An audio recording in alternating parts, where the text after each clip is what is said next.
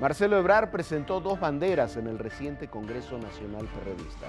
Fueron la elección de la dirigencia nacional de ese partido en una consulta abierta a la ciudadanía y el retiro del PRD del Pacto por México. Las dos fueron derrotadas de manera abrumadora. ¿Qué tal? Soy Jorge Fernández Menéndez. Ni siquiera los bejaranos, que habían sido sus aliados hasta hace unos días, le mantuvieron fidelidad. Lo dejaron ahogarse solo en su línea de confrontación. Buenas noches, yo soy Esdra Chabot. Ebrard se ha quedado solo en el PRD. ¿Qué va a hacer? Tiene credenciales de funcionario público eficaz luego de un buen desempeño en el gobierno del Distrito Federal y también tuvo notas positivas como secretario de gobierno del DDF con Manuel Camacho como jefe. Pero como líder político el panorama es otro. Ebrard no tiene carisma ni conecta con la población de izquierda, menos con las bases de su partido, aunque trate de adoptar posiciones radicales que tanto gustan a las asambleas de izquierda. Ahora se encuentra solo, sin arrastre partidario y con la cruda lección de que en el PRD los aliados son de mentiras y los adversarios son de verdad. ¿Qué va a hacer Ebrard? ¿Se va o se queda? ¿Viene otra ruptura en el PRD? Hola, soy Pablo Iriart y esto es México Confidencial.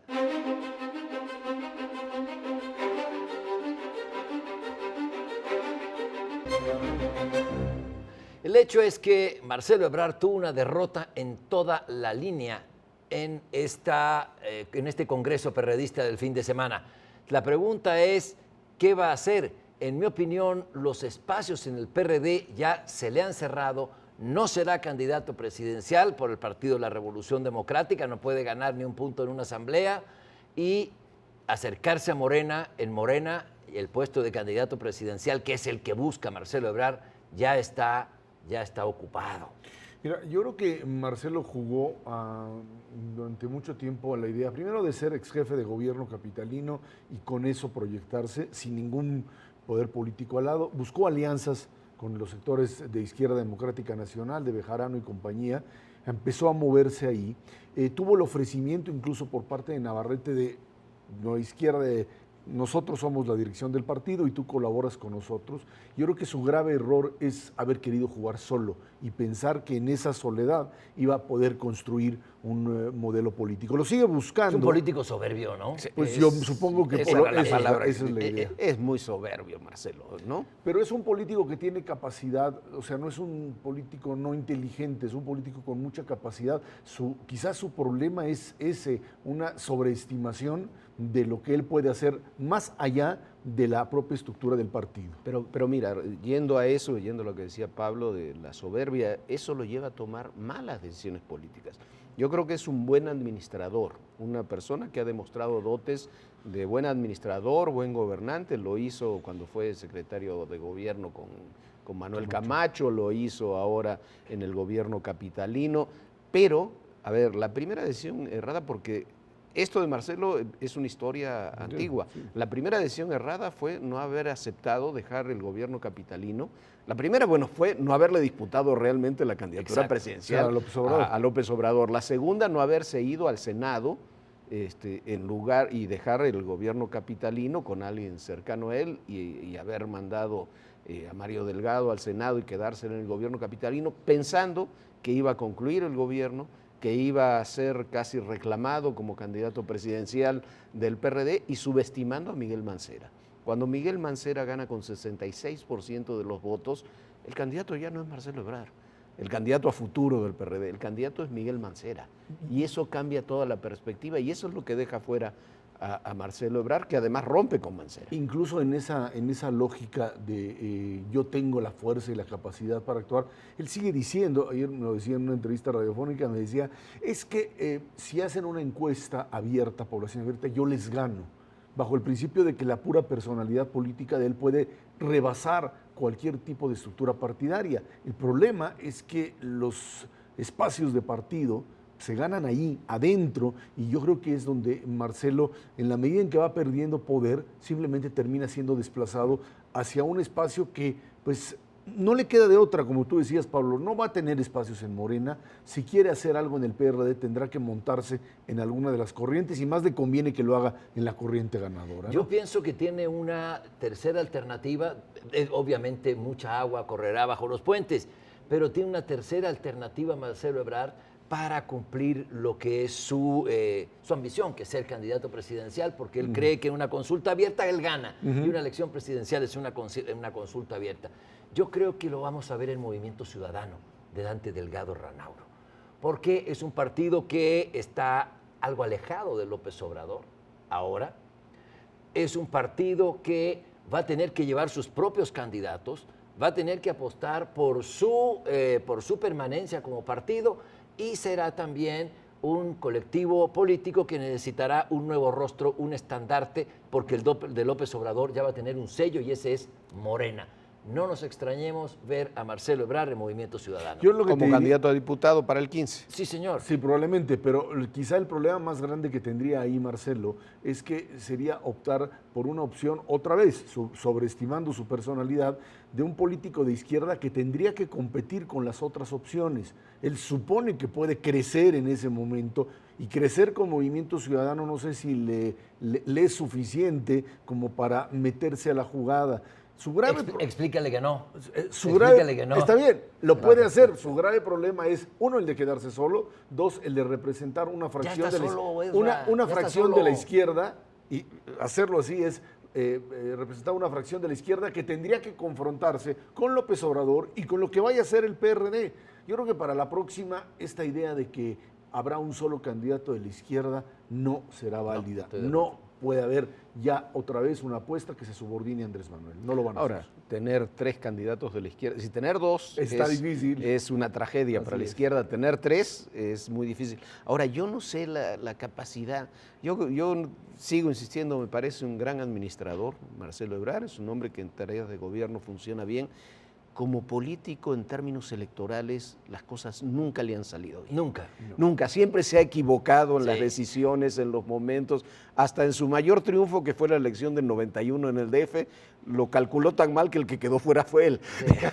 Exacto. Entonces, y yo creo que Marcelo es un operador político. Y ahora sí que no es lo mismo ser borracho que cantinero. O sea, no es lo mismo operar y tener la capacidad de mover que lanzarse directamente. Marcelo, hay que recordar que finalmente Marcelo proviene de la misma cultura priista del propio Manuel Camacho. Él sale y se va, recuerden, al partido, a un partido nuevo que crean con Camacho y están ahí en la marginalidad. Que tuvo tanto éxito que no nos acordamos cómo se llama.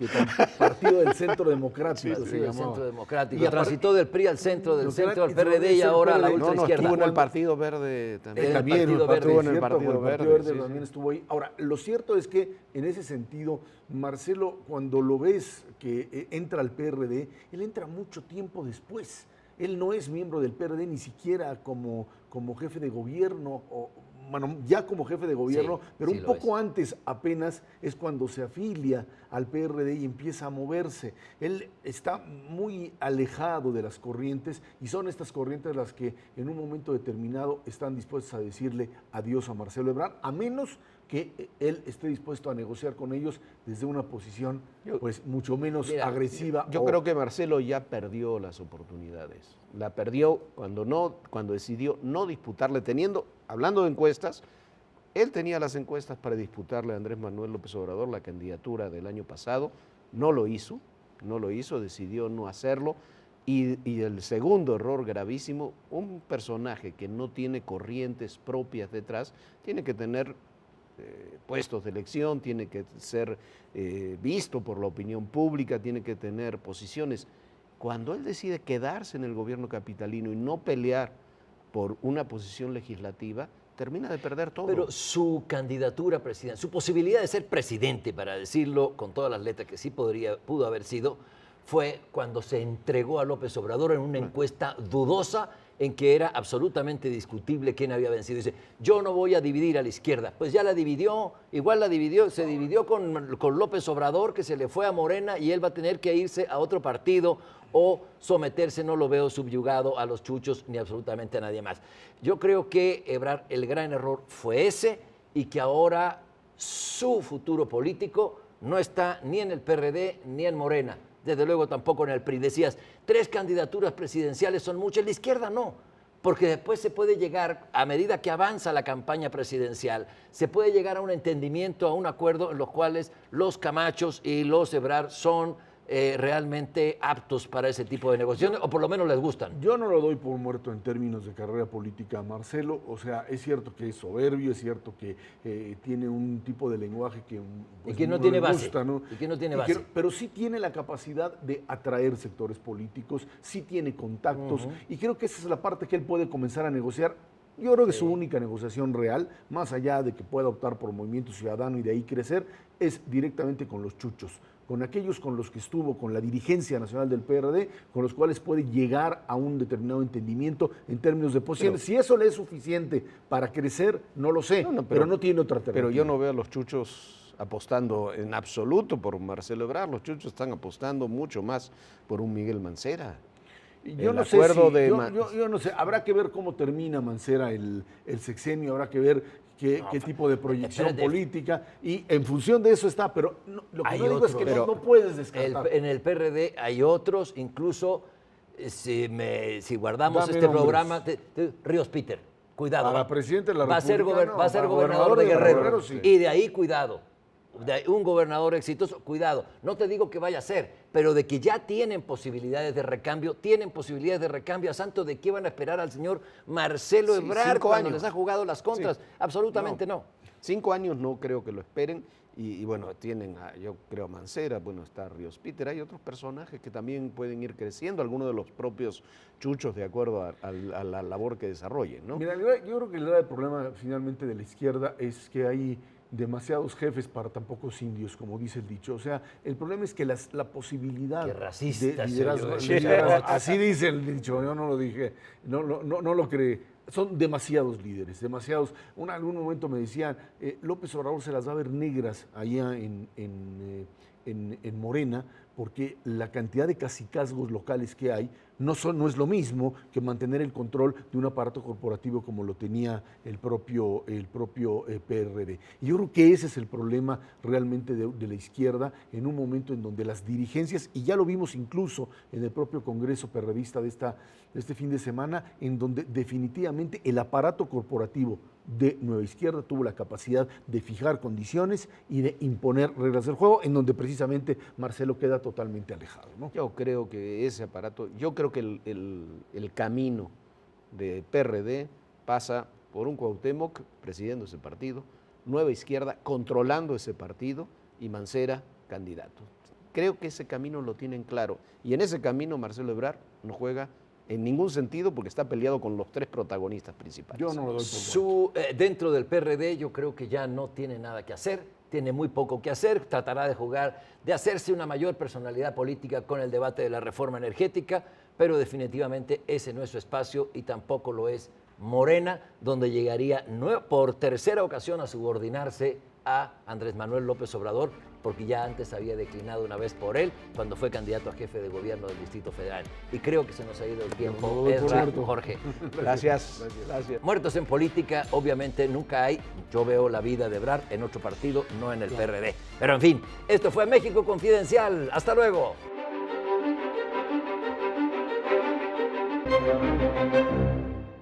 ¿Qué tal, licenciado? Pues estamos aquí en la Semana Nacional de la Radio y la Televisión. Se ha hablado mucho acerca de las reformas estructurales que está promoviendo el gobierno y que por otro lado son necesarias para el país. Hoy estamos debatiendo con mucha intensidad 2 grandes tipos de reformas. Una, la reforma del régimen político y la político-electoral o la electoral en sí misma, que llevaría a generar la creación de un Instituto Nacional de Elecciones que se encargue de la organización y realización de todas las elecciones en el país, tanto las federales como las locales, que establecería además claramente los topes de campaña y las sanciones a quienes violen los topes de campaña con más claridad. Claro, en todo este ámbito se han visto algunos atorones, podríamos llamarlo. ¿Usted considera que sí podrían liberarse estas reformas antes de que concluya el año? Tengo mis severas dudas acerca de que haya el tiempo suficiente para discutir con responsabilidad las posibilidades de abordar la reforma energética. Me parecería a mí que la racionalidad y la prudencia aconsejarían que debieran esperar para ser abordadas en cuanto arranque el periodo ordinario de sesiones del próximo año, que es el mes de febrero. Pues le agradezco mucho, licenciado, fue un placer platicar con usted. Muchas gracias.